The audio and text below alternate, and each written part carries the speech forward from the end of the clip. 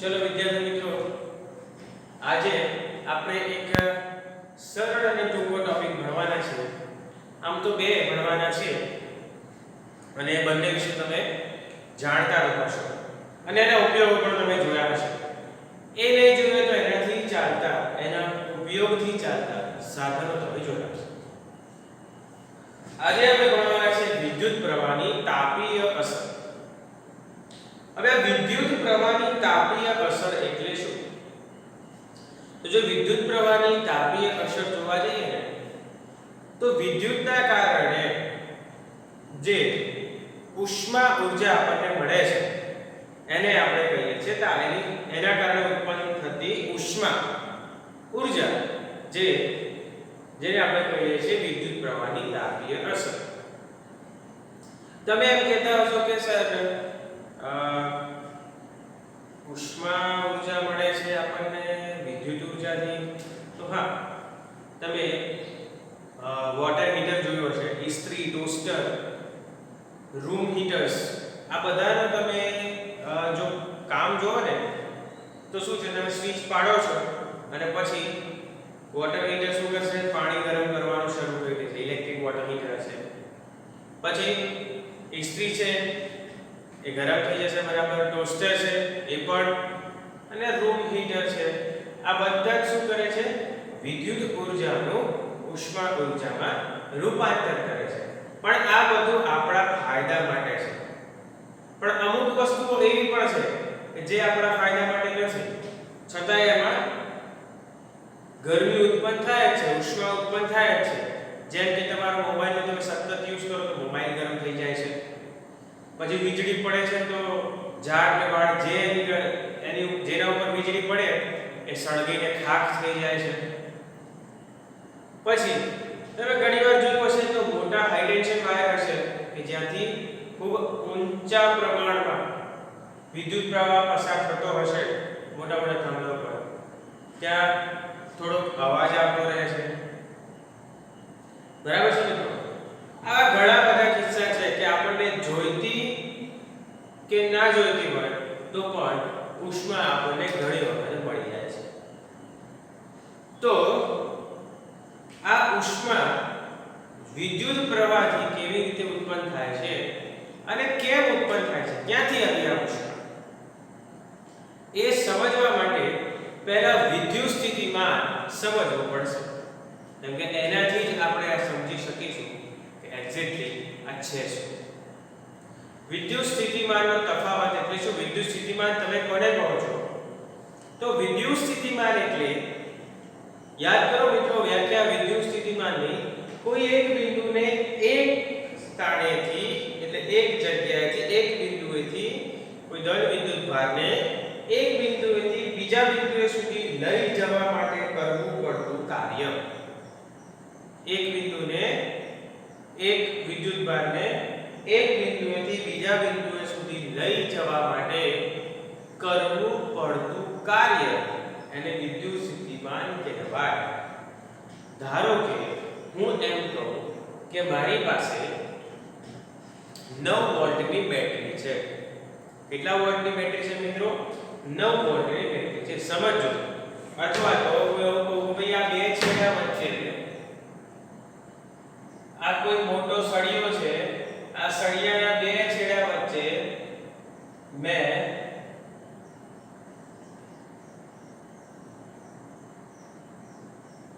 9 વોલ્ટની બેટરી લગાવી A થી B ની વચ્ચે. તો એનો મતલબ 9 વોલ્ટ, તો એનો મતલબ કે એને એક બિંદુ અહીંથી અહીંયા સુધી લઈ જવા માટે એના ઉપર 9 જેટલી ઊર્જા ખર્ચશે, 9 જેટલી તાકાત લગાવશે. 9 વોલ્ટ એટલે શું? વિદ્યુત સ્થિતિમાન યાદ કરો મિત્રો, વિદ્યુત સ્થિતિમાન યાદ છે? વિદ્યુત સ્થિતિમાન કોને કહેવાય? વિદ્યુત સ્થિતિમાન યાદ કરો કે એક બિંદુને લઈ જવા માટે જેટલી ઊર્જાની જરૂર પડે. આનો મતલબ 9 વોલ્ટ એટલે શું? તો આને કહેવાય 9 જૂલ પર કુલમ. એટલે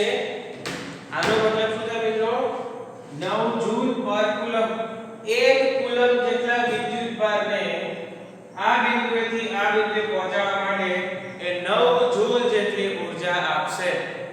બરાબર છે?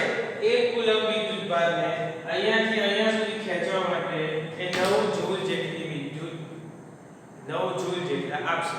હવે એવું વિચારો કે 1 સેકન્ડમાં 1 સેકન્ડમાં 4 કુલમ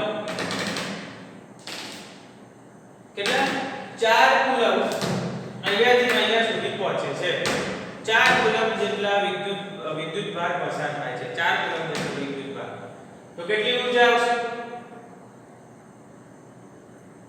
કેટલી ઊર્જા આવશે મિત્રો? 1 સેકન્ડમાં 4 કુલમ જેટલો વિદ્યુતભાર અહીંયાથી અહીંયા પહોંચે છે.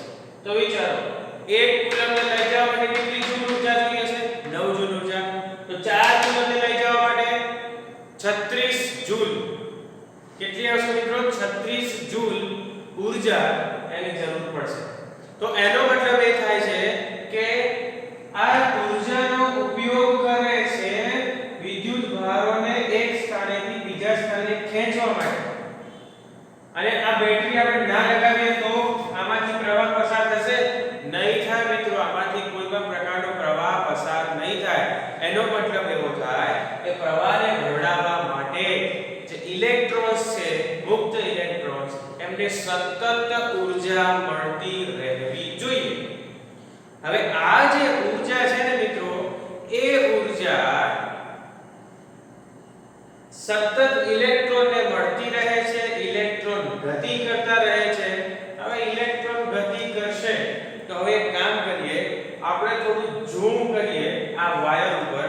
તો આ વાયરને તમે ઝૂમ કરશો ને તો કંઈક આવા પ્રકારનો વાયરને તમે ઝૂમ કરશો તો એક ચોસલો તમને દેખાશે અને એના અણુઓ તમે જોઈ શકશો. આવા કંઈક અણુઓ તમને જોવા મળશે. એમાં અંદર અલગ અલગ જગ્યાએ. હવે જે ઇલેક્ટ્રોન આવશે ને મિત્રો, ઇલેક્ટ્રોનને ઊર્જા મળે એ એક તરફ ગતિ કરવાનું શરૂ કરશે. ક્યાંથી ઊર્જા મળે છે? તો રાસાયણિક પ્રક્રિયા થશે બેટરીમાં અને એના કારણે એક બંને છેડા વચ્ચે વિદ્યુત સ્થિતિમાનનો તફાવત ઉત્પન્ન થશે. વિદ્યુત સ્થિતિમાન તમારે ભણીને આવવાનું છે મિત્રો.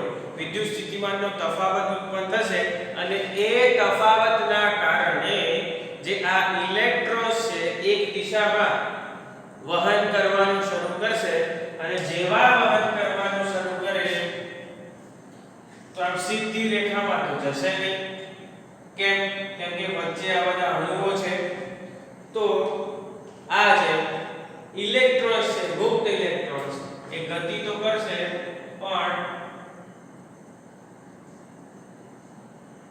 અથડાતા આ જે પરમાણુઓ છે એમને અથડાતા એ ગતિ કરવાના છે મિત્રો. આમ અથડાતા એ ગતિ કરશે.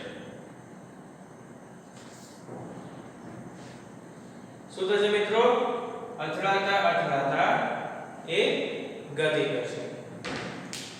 પડી ખબર મિત્રો શું થાય છે અહીં?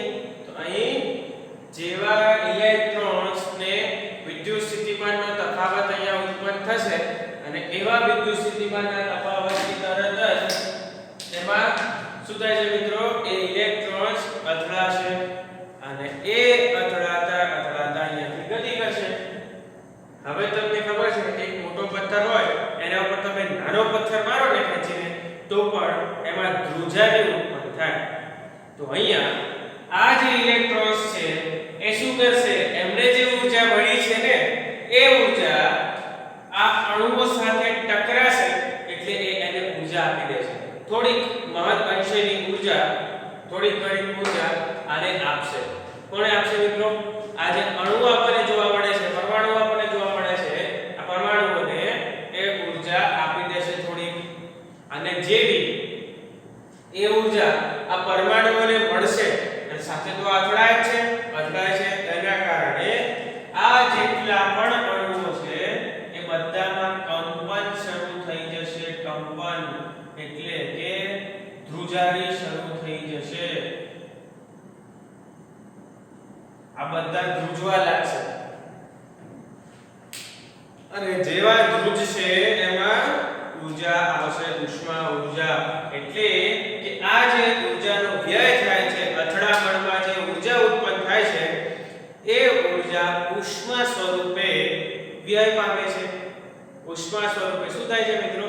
વ્યય પામે છે. આપણને ખબર છે કે જે ઊર્જા છે એ ઊર્જાનો નાશ નથી થતો કે ઊર્જા ઉત્પન્ન નથી થતી, ખાલી એનો એક માંથી બીજામાં રૂપાંતરણ થાય છે. તો અહીં જે વિદ્યુત ઊર્જા છે, સૌથી પહેલા બેટરીમાં ધારો કે આપણે બેટરી લગાવી છે તો રાસાયણિક ઊર્જાનું વિદ્યુત ઊર્જામાં રૂપાંતર થયું. એ વિદ્યુત ઊર્જાને ઇલેક્ટ્રોન્સ મારફતે એ ગતિ કરે છે, એ આ અણુઓ સાથે અથડાય છે. એ વિદ્યુત ઊર્જાનો અમુક ભાગ એનો વ્યય થાય છે અને એ શેના સ્વરૂપે? તો એ ઉષ્મા સ્વરૂપે વાતાવરણમાં વ્યય પામે છે. ઉષ્મા સ્વરૂપે વાતાવરણમાં શું થાય છે મિત્રો? વ્યય પામે છે. એટલા માટે કોઈ પણ વસ્તુને તમે કોઈ પણ ઇલેક્ટ્રિક વસ્તુને તમે જ્યારે ચલાવો છો ત્યારે એ થોડું ગરમ થાય છે. સર એસી ચાલુ કરી છે તો ઠંડક આવે છે, પણ એસી ને જોજો બહાર કમ્પ્રેસરને હાથ અડાડજો અથવા એસી ના ઉપર જે ડબ્બો છે ને ત્યાં પાછળ જ્યાં મશીન છે ત્યાં હાથ અડાડજો તો ત્યાં તમને ગરમ લાગશે. કેમ ગરમ લાગે છે? તો એવી જ અહીંયા જેમ ઇલેક્ટ્રોન્સ વહન પામે છે, પરમાણુઓ સાથે અથડાય છે અને ઉષ્મા ઉત્પન્ન કરે છે, એ ઉષ્મા વાતાવરણમાં વ્યય થાય છે. તો આપણને ખબર પડી કે દરેક વસ્તુ છે એ એમાં વિદ્યુતના વહનથી એમાં થોડેક ગણિત અંશે ઉષ્મા સ્વરૂપે બહાર આવે છે. આપણો મોબાઈલ જોવો ને, આપણા મોબાઈલમાં ખાલી નાની બેટરી લગાવેલી છે, તમે 1-2 કલાક મૂવી જુઓ કે પછી ગેમિંગ કરો અથવા તો ગેમ રમો છો તો તમે જોશો કે તમારો મોબાઈલ ગરમ થઈ જાય છે, હીટ પકડી લે છે. કેમ? એનું કારણ એ છે કે મોબાઈલમાં સતત તમે ઉપયોગ કરો છો, એના કારણે જે નાનકડો પ્રવાહ છે જે બેટરીમાંથી વહે છે એ મોબાઈલમાં સતત વહ્યા કરે છે અને મોબાઈલની સર્કિટની અંદર જે તાર રહેલા છે એ સતત એમાંથી પ્રવાહ પસાર થતો રહે છે અને આવી જ રીતે એ જે અણુઓ છે એ કંપનના કારણે એ ઉષ્મા સ્વરૂપે એ વ્યય પામે છે. એ ઊર્જા છે એ ઉષ્મા સ્વરૂપે વ્યય પામે છે અને તમને મોબાઈલ થોડો ગરમ થતો હોય એવો લાગે છે. ચલો, તો આપણને એ તો ખબર પડી ગઈ મિત્રો કે ઉષ્મા કેવી રીતે ઉત્પન્ન થાય છે. વિદ્યુત ઊર્જાનો ઉપયોગ કરવાથી, વિદ્યુત પ્રવાહથી ઉષ્મા કેવી રીતે ઉત્પન્ન થાય છે. હા, આ જે ઉષ્મા છે એનો ઘણો આપણે ફાયદો પણ ઉઠાવીએ છીએ.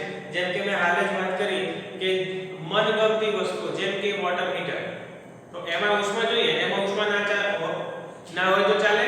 પાણી ગરમ થશે?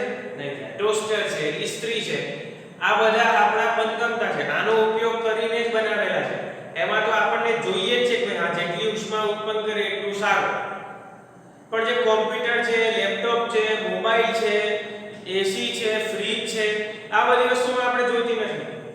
વધારે ગરમ થાય તો પણ તકલીફ પડે ને. ફ્રીજ છે, ફ્રીજ આપણે એવું કોઈ ફ્રીજ લઈ આવીએ કે જે અંદર તો ઠંડક કરે પણ બહાર એટલી બધું ગરમ થઈ જાય જે તકલીફદાયક રહે. પંખા છે, ટ્યુબલાઇટ છે, આ બધી વસ્તુઓ એ ગરમી ઉત્પન્ન કરે છે. અને ખાસ તમે જોયું હશે કે પેલા મોટા ઘોડા આવે છે પીળા કલરના, જે લાઈટ આપે વ્હાઈટ કલરના મોટા સોના બલ્બ તમે જોયા હશે. તો આ બલ્બ તમે ચાલુ કરો ને તો એમાંથી એટલી ગરમી ઉત્પન્ન થાય છે, એટલી ગરમી ઉત્પન્ન થાય છે. તમે કદાચ ગામડે કે ક્યાં ગયા હો અને એ ઘોડાનો ઉપયોગ કર્યો હોય તો જોઈ શકાય એ રૂમમાં તમે લગાવો તો એ સખત ઊર્જા ગરમી ઉત્પન્ન કરશે. શિયાળામાં બહુ જ સરસ, બહુ જ મજા આવે, હીટરની જરૂર પડે નહીં. બરાબર? એ ઘોડા જેટલી ગરમી ઉત્પન્ન કરે છે. તો આ ગરમી ઉત્પન્ન કરવાનું કારણ એ છે. અને ઘોડામાં પણ જે ફિલામેન્ટ હોય છે એને ગરમ કરીને આવી રીતે પ્રકાશ આપવામાં આવે છે. ગરમ થાય એટલે પ્રકાશિત થાય અને પ્રકાશિત થવાથી રૂમમાં અજવાળું ફેલાય છે. તો બરાબર છે મિત્રો? તો આ હતું તમારું વિદ્યુત પ્રવાહને કારણે ઉત્પન્ન થતી ઉર્જા ઉષ્મા ઉર્જા જેને તાપીય અસર કહેવામાં આવે છે.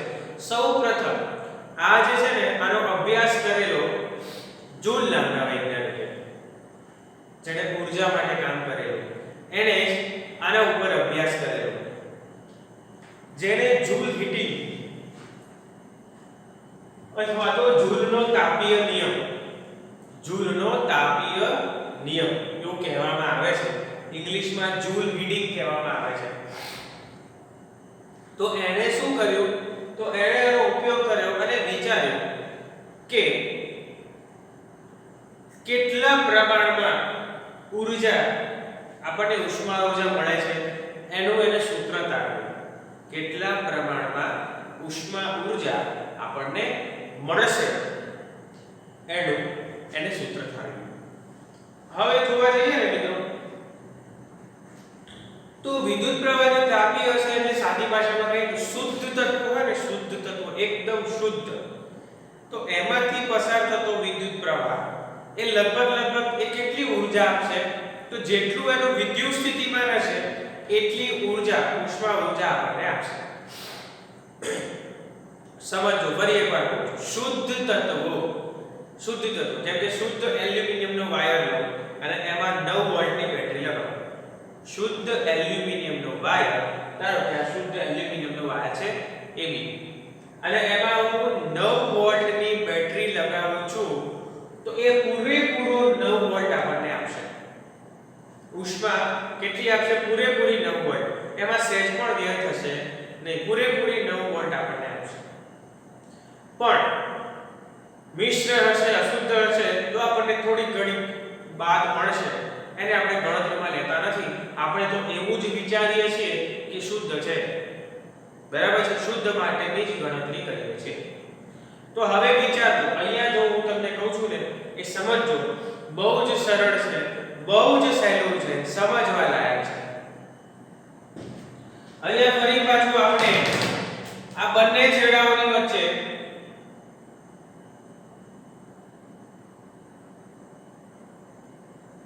નવ વોલ્ટની બેટરી અહીંયા બંને છેડા વચ્ચે લગાવી 9 વોલ્ટની બેટરી આ બંને છેડાઓ વચ્ચે આપણે લગાવી તો શું થાય છે 9 વોલ્ટ મેં પહેલા જ કીધું 9 વોલ્ટ એટલે શું થાય 9 જૂલ પર કુલમ એટલે કે 1 કુલમને 9 જૂલ જેટલી ઊર્જા મળશે. 1 કુલમને 9 જૂલ જેટલી ઊર્જા મળશે. તો આ જે 1 કુલમ વિદ્યુતભાર છે એને 9 જૂલ જેટલી મળશે. તો હવે વિચારો 2 કુલમ હોય તો 18 જૂલ 3 કુલમ હોય તો 27 4 કુલમ હોય તો 36 5 કુલમ હોય તો 45 એમ જૂલ ઊર્જા વધતી જ જશે. એટલે જેમ વધતા જશે કુલમ એટલે કે જેમ વિદ્યુતભાર વધતો જશે એમ ઊર્જા પણ વધતી જશે. ધારો કે હું એવું વિચારું કે 1 કુલમ જેટલો વિદ્યુતભાર પસાર થાય છે તો આપણને 9 જૂલ જેટલી ઊર્જા મળી. હું એમ કહું ભાઈ 2 કુલમ જેટલો વિદ્યુતભાર પસાર થાય છે તો 18 જૂલ જેટલી ઊર્જા મળે. તો કેવી રીતે થયું તો ગુણ્યા 9 3 કુલમ જેટલો વિદ્યુતભાર પસાર થયો તો 27 જૂલ જેટલી ઊર્જા મળી. તો મિત્રો આ એક્ઝેક્ટલી છે શું તો તમે જોયું કે આ કુલમ ધારો કે આ 9 શું છે તો 9 છે તો વિદ્યુત સ્થિતિમાં 9 ને તો હું v કહી શકું ગુણ્યા આ જે કુલમ જેટલો વિદ્યુતભાર પસાર થાય છે ધારો કે 1 કુલમ પસાર થયો તો આપણને 9 જૂલ ઊર્જા મળે છે. 2 કુલમ પસાર થાય તો 18 જૂલ ઊર્જા મળશે. 3 પસાર થાય તો 27 જૂલ અને q જેટલો વિદ્યુતભાર પસાર થાય તો આપણને vq જેટલી ઊર્જા મળશે. vq જેટલી ઊર્જા મળે છે. સમજાય છે હું શું કહેવા માંગુ છે? ધારો કે આ AB એક વાયર છે એલ્યુમિનિયમનો વાયર છે આપણે માની લઈએ અને એમાં મેં 9 વોલ્ટની બેટરી લગાવી છે. 9 વોલ્ટ એટલે 9 જૂલ પર કુલમ એટલે કે 1 કુલમ ચાર્જને 1 કુલમ વિદ્યુત ભારને 9 જૂલ જેટલી ઊર્જા મળે એવું વિચારો. તો હવે 1 કુલમ અહીંયા આવે તો 9 જૂલ જેટલી ઊર્જાનો વ્યય થાય અથવા 9 જૂલ જેટલી ઉષ્મા ઊર્જા આપે છે. 2 કુલમ ચાર્જ તો 1 9 આપે, બીજો પણ 9 આપે તો 9 ને 9 18, 3 જાય તો 9 તરી 27, 4 જાય તો 9 ચોક 36. તો 1 હોય 9 જૂલ ઊર્જા લઈને જાય તો 10 લઈ જાવ તો 90 જૂલ થાય, 9 * 10. તો હવે મને ખબર નથી કેટલા જૂલ ઊર્જા જાય છે, કેટલા વિદ્યુત ભાર એની પસાર થાય છે, કેટલા કુલમ વિદ્યુત ભાર જાય છે મને ખબર નથી. તો હું એવું વિચારી લઉં કે Q જેટલો વિદ્યુત ભાર A થી B સુધી જશે તો વિદ્યુત સ્થિતિમાન આપણે 9 છે, 9 ની જગ્યાએ હું V લઈ લઉં છું.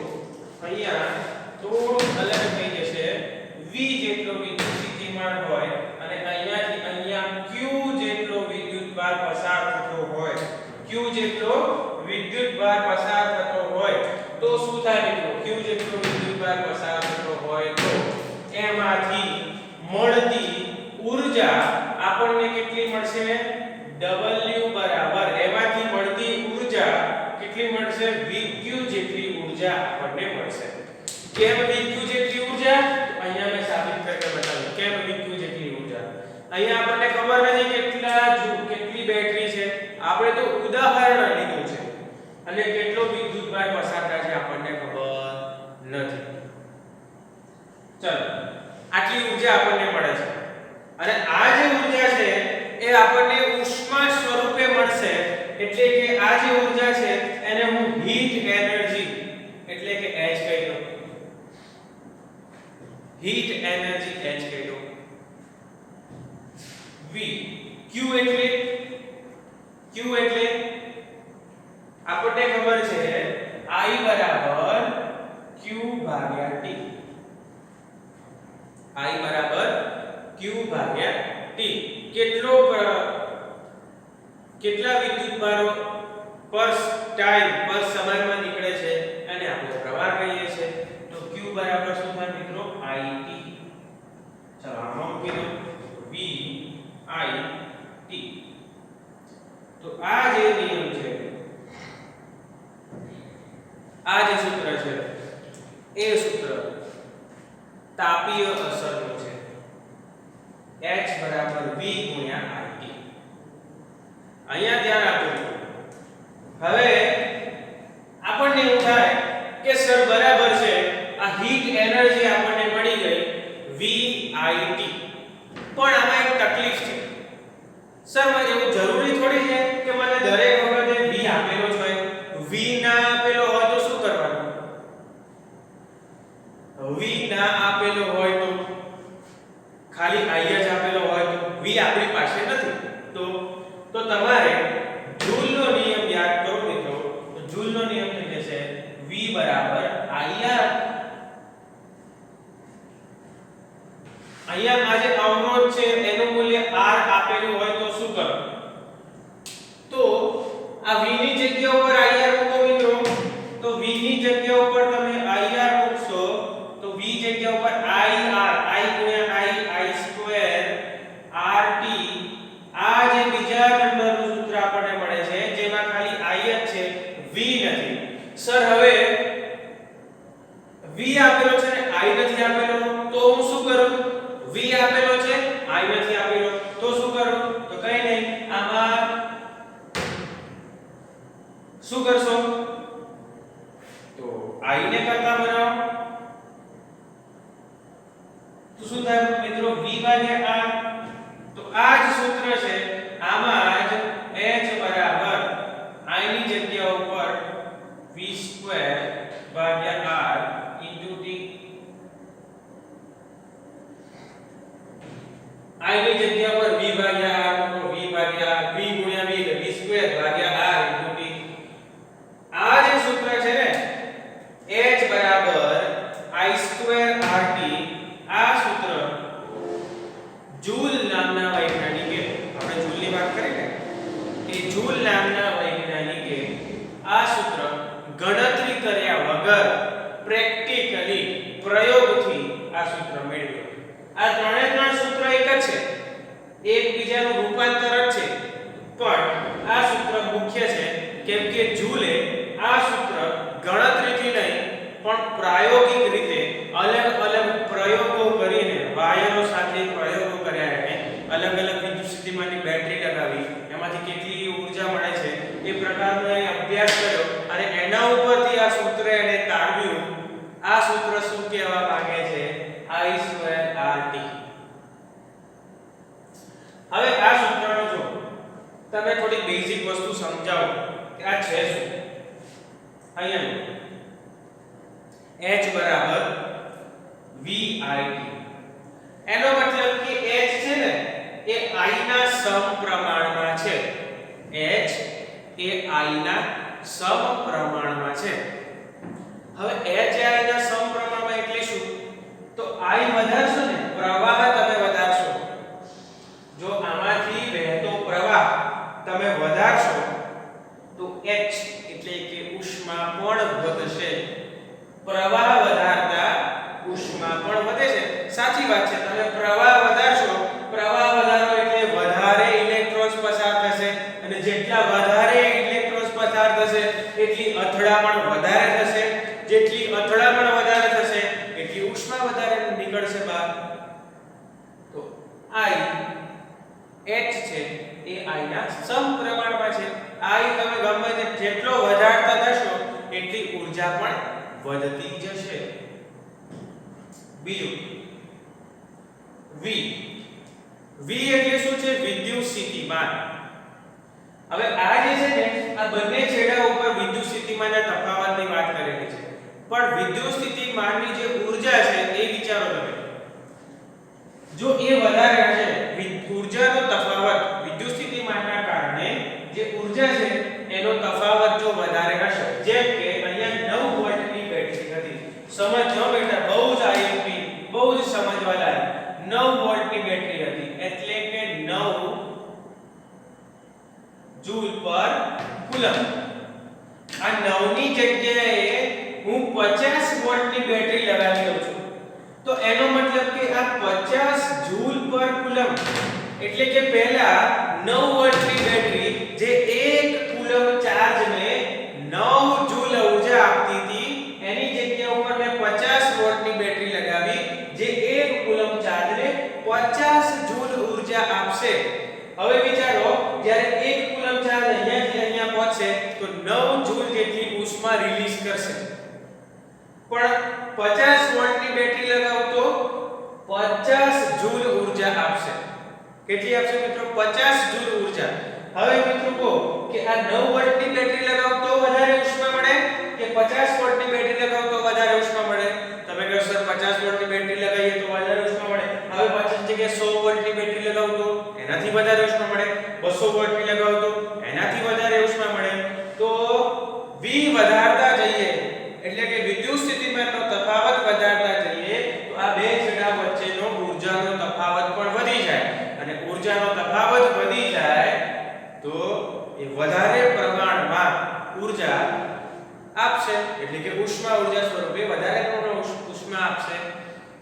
તો એ પણ સમપ્રમાણમાં છે અને સાથે સાથે T એ પણ સમપ્રમાણમાં છે. સર T ને શું લેવા દેવા? તો એક બે તમારા ઘરમાં બે પંખા છે, એક પંખાને 1 કલાક ચાલુ રાખો, બીજા પંખાને 5 કલાક ચાલુ રાખો. બંનેને ટચ કરો, કયો વધારે ગરમ હશે? તો 5 કલાક વાળો થોડો વધારે ગરમ હશે. એટલો બહુ જાજો ફરક પડતો નથી, પણ હા T પણ સમપ્રમાણમાં છે. જેટલો વધારે સમય સુધી તમે એને આપતા રહેશો, જેટલો વધારે સમય સુધી એ ચાલુ રહેશે એટલી વધારે ગરમી ઉષ્મા વાતાવરણમાં મુક્ત કરશે. બરાબર છે? તો આ હતી વિદ્યુત પ્રવાહની તાપીય અસર. આ જ તાપીય અસરનો ઉપયોગ ક્યાં થાય છે? તો મેં તમને પહેલા જ કીધું, 2-3 વખત આપણે એનો ઉપયોગ વાત કરી છે. વોટર હીટરમાં, ઇસ્ત્રીમાં, ટોસ્ટરમાં, આ બધી જગ્યાએ આનો ઉપયોગ થાય છે. અને ખાસ મોસ્ટ આઈએમપી છે ફ્યુઝ. તો આ જે ફ્યુઝ છે ને એ ફ્યુઝમાં આનો ઉપયોગ કરવામાં આવે છે. હવે આ ફ્યુઝ શું કામ કરે છે? તો ફ્યુઝની રચના સમજીએ. તો ફ્યુઝ છે ને અત્યારે તો જનરલી સ્વિચો આવી ગઈ છે, ઓટોમેટિક સ્વિચો. તો કંઈક એવું હોય કે આપણામાં વિદ્યુત સ્થિતિમાનનો તફાવત વધી જાય, પ્રવાહ વધી જાય, તો એ ઉપકરણો બગડી જાય છે. જેમ કે આપણું લેપટોપ લઈએ અથવા આપણું પીસી લઈએ, ડેસ્કટોપ પીસી. એમાં તમે શું કરે છો, ટેબલ ઉપર તમે કામ કરતા હો, અચાનક લાઈટ જાય છે, અચાનક લાઈટ આવે છે, તો વિદ્યુત સ્થિતિમાનનો તફાવત વધી જાય અથવા તો પ્રવાહ વધી જાય, પ્રવાહ ઘટી જાય, ડીમ થઈ જાય.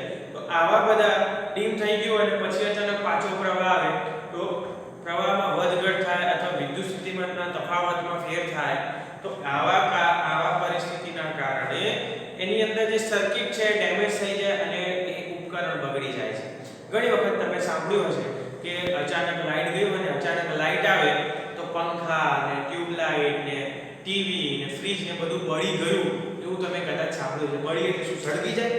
ના, સળગી ના જાય, પણ અંદરની સર્કિટ બળી જાય, સર્કિટ શોર્ટ થઈ જાય અને શોર્ટ સર્કિટના કારણે એ ઉપકરણ બંધ થઈ જાય.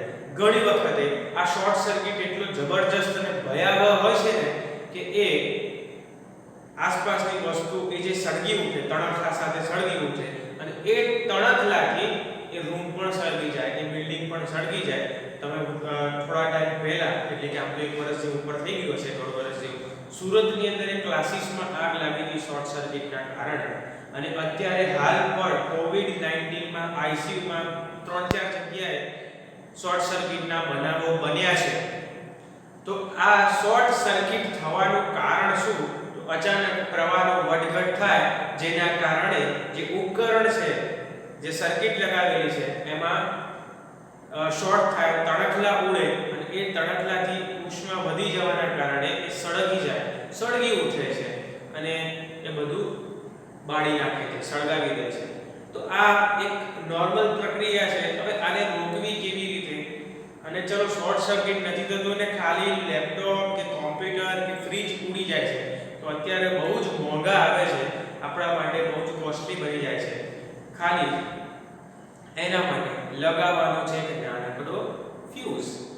હવે આ ફ્યુઝ શું કામ કરે છે? ધારો કે આપણે એક એવું કામ કરીએ કે પહેલા ફ્યુઝની રચના સમજી લઈએ, એટલે તમે ઉદાહરણ આરામથી સમજી જશો કે ફ્યુઝ જે છે એની રચના કેવી છે. તો જનરલી પહેલા જૂના જમાનામાં જે ફ્યુઝ આવતા હતા ને, જે પહેલા આજથી 5-10 વર્ષ પહેલા જે ફ્યુઝ આવતા હતા, એના ઉપર એક તાર લગાવવાનો હતો. હવે એ શું કરે? સમજો, આ બહારથી પાવર સ્ટેશન માંથી લાઈન આવે છે અને આ આપણા ઘર સુધી લાઈન પહોંચે છે અને અહીંયાથી આપણા ઘરમાં લાઈન જાય છે, એટલે કે બધા ઉપકરણો આપણે જોડેલા છે ઘરમાં. હવે આ બંનેને જોડતો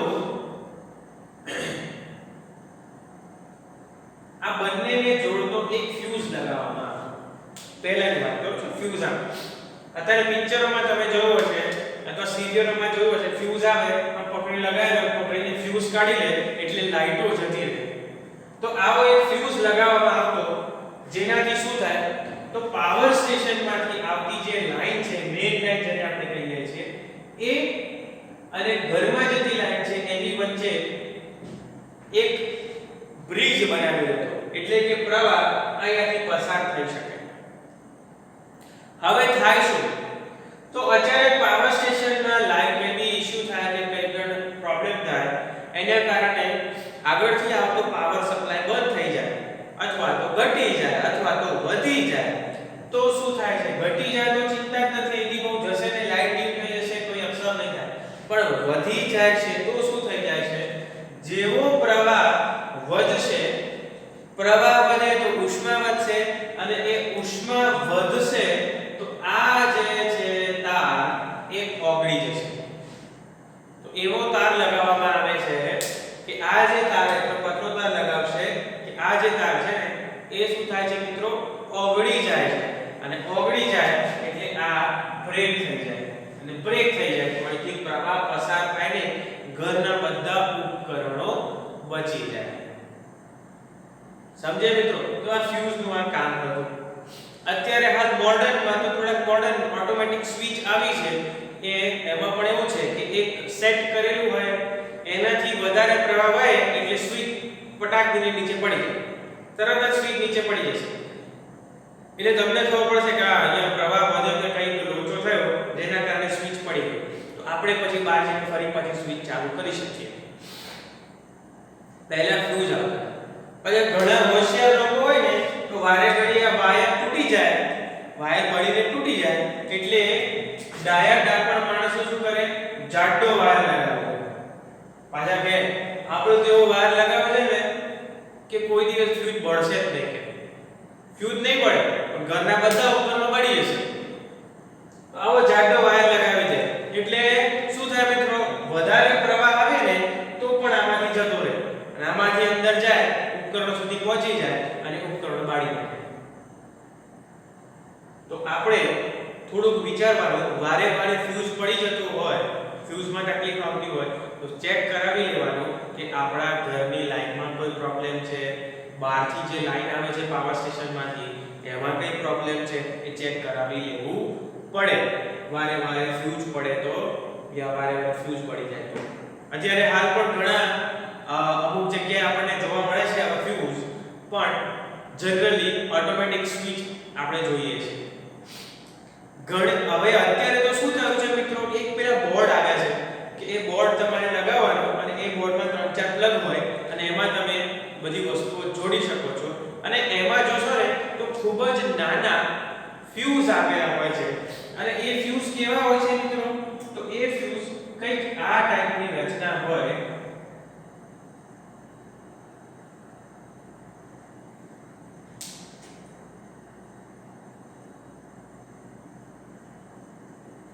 આ ટાઈપની કંઈક રચના હોય અને વચ્ચે એમની વચ્ચે આમ વાયર જોડાયેલો છે,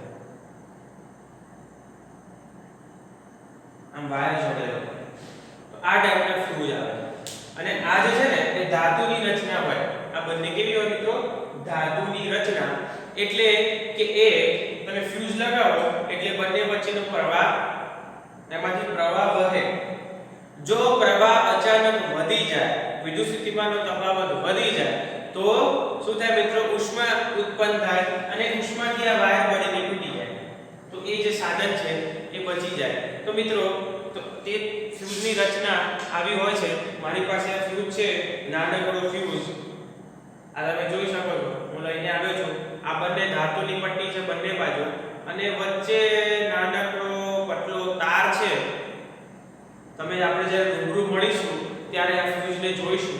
આ ફ્યુઝ તમે જોઈ શકશો, તમારા નાનકડો પતલો તાર છે અને કદાચ ઘણા બધાના ઘરે પણ હશે મોટા ઉપકરણોમાં કે બેટરીમાં ક્યાંક ને ક્યાંક તમને આવા નાના ફ્યુઝ તમને જોવા મળશે. તો એ ફ્યુઝ આવા હોય છે, ઉષ્મા ઉત્પન્ન થાય, ઓગળી જાય અને બચી જાય. તો આ રીતની એક રચના હોય છે ફ્યુઝ. એમાં તમે આપણે તો ઘણા બધા 1 ampere, 2 ampere, 4 ampere, 5 ampere, 10 ampere, 15, 20, 50 ampere એવા અલગ અલગ એમ્પિયરના ફ્યુઝ તમે જોઈ શકો છો. એટલે આ એમ્પિયર એટલે શું, તેમાંથી એટલો પ્રવાહ પસાર થાય, એનાથી વધારે જો પ્રવાહ આવે તો તૂટી જાય. જેમ કે ઉદાહરણ આપણે લઈએ કે ઇસ્ત્રી છે ને, એ ઇસ્ત્રીની અંદર ધારો કે 100 ની ઇસ્ત્રી છે. આપણે એવું ભૂલી જાવ, ચલો 100 ની, કેમ કે તમે હજી ભણ્યા જ નથી, 100 વોટ તો ભણ્યા જ નથી. એટલા માટે તમે એવું વિચારી લો કે ધારો કે 220 વોલ્ટ વિદ્યુત વોલ્ટનો વિદ્યુત સ્થિતિમાનનો તફાવત આપણા ઘરમાં હોય છે. તો ઇસ્ત્રી છે ને એ એમાંથી એને લગભગ 4.5 ઇસ્ત્રીને ચલાવવા માટે એમાંથી 4.5 નો પ્રવાહ બહુ છે અને 4.5 નો પ્રવાહ એમાંથી વહે તો ઇનફ છે. એનાથી વધારે એને પ્રવાહ જોતો નથી. તો તમે શું કરો, તો આ જે ઇસ્ત્રી છે ને, આ ઇસ્ત્રીની અંદર 5 એમ્પિયર નો ફ્યુઝ લગાવી દો. 5 એમ્પિયર વાળો ફ્યુઝ લગાવી દો તો શું થાય મિત્રો, તો તમે જેવો આ 5 એમ્પિયર વાળો ફ્યુઝ લગાવશો તો 5 એમ્પિયર સુધીનો પ્રવાહ ઇસ્ત્રી સુધી પહોંચશે. પછી જેવો 5 થી વધશે, 6 એમ્પિયરનો પ્રવાહ ઇસ્ત્રીમાં જવાનો પ્રયત્ન કરશે તો આ 5 એમ્પિયર છે, જેવો 6 એમ્પિયર, 5.5 એમ્પિયર કે 6 એમ્પિયર થશે, આ ફ્યુઝનો તાર બળી જશે ઇસ્ત્રી બંધ થઈ જશે. ફ્યુઝ નાનકડો જ આવે છે, બહુ જ સસ્તો આવે છે, પણ એ હજારો રૂપિયાની ઇસ્ત્રી બચાવી લેશે. બરાબર છે મિત્રો. અને પછી આપણે ડાયા થઈ અને આમાં 10 એમ્પિયરનો પ્રવાહ 10 એમ્પિયરનો ફ્યુઝ લગાવી દઈએ હોશિયાર થઈને કે વારે વારે ફ્યુઝ બળી જશે, લાવ 10 એમ્પિયરનું ઠોકી દઈએ. તો 10 એમ્પિયરનો ફ્યુઝ તમે લગાવી દેશો તો શું થશે? 6 એમ્પિયર, 7 એમ્પિયર, 8 એમ્પિયર સુધીનો, 9 એમ્પિયર, 10 એમ્પિયર સુધીનો પ્રવાહ ઇસ્ત્રીમાં પસાર થશે. ત્યાં સુધીમાં ઇસ્ત્રી સર્કિટ અંદર બાળી નાખશે, ઇસ્ત્રી તમારી બંધ.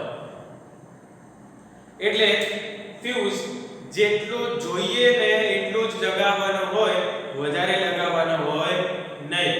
તો આ હતી તમારી ફ્યુઝની રચના. આગળ આપણે જે જોવાના છે હવે એ જોઈશું વિદ્યુત પ્રવાહનો જે એકમ છે વિદ્યુત પાવર.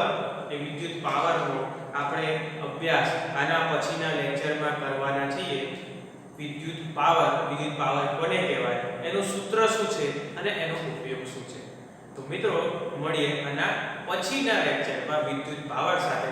આજના લેક્ચરમાં આપણે કમ્પ્લીટ કર્યું વિદ્યુત પ્રવાહ અને તાપીય અસરો, કેવી રીતે વિદ્યુત પ્રવાહ પસાર થાય તો ઉષ્મા ઉત્પન્ન થાય છે, કેવી રીતે ઉપકરણો ગરમ થાય છે અને એના માટેનું સૂત્ર શું છે. તો જૂલે જે આપણને સૂત્રો આપ્યા એ સૂત્રોનો આપણે અભ્યાસ કર્યો. અને એના પછી આપણે ફ્યુઝની રચના જોઈ કે ફ્યુઝ કેવી રીતે કામ કરે છે, કયા સિદ્ધાંત ઉપર કામ કરે છે અને ફ્યુઝ કેવી રીતે આપણને આપણા ઉપકરણોનું રક્ષણ કરે છે. તો આપણે આ બે ટોપિક આજે આપણે કમ્પ્લીટ કર્યા. અહીંયા આ લેક્ચરમાં વિદ્યુત પ્રવાહની તાપીય અસરો અથવા તો આને કહેવાય જૂલની તાપીય અસરો અથવા જૂલનો તાપીય નિયમ. અલગ અલગ રીતે પ્રશ્ન પૂછાઈ શકે છે, તમારે સમજીને જવાબ લખવાનો છે. ફ્યુઝ અને એની રચના સમજાવો. આઈએમપી પ્રશ્ન છે, ઘણી વખત પૂછાય છે ફ્યુઝ અને એની રચના. તો ફ્યુઝ કેવી રીતે કામ કરે છે, શું કામ કરે છે અને રચના કેવી છે એના વિશેનો પણ આપણે અભ્યાસ કર્યો. આ બે પ્રશ્નો આપણે કમ્પ્લીટ કર્યા. નેક્સ્ટ લેક્ચરમાં આપણે વિદ્યુત પ્રવાહ એટલે કે વિદ્યુત પાવર વિશેનો અભ્યાસ કરવાના છીએ અને એનું સૂત્ર અને એ વ્યવહારમાં કેવી રીતે આપણે એનો ઉપયોગ કરે છે એનો ઉપયોગ એના ઉદાહરણો સાથે આપણે જોવાના છે. મળીએ મિત્રો નેક્સ્ટ લેક્ચરમાં વિદ્યુત પાવર સાથે.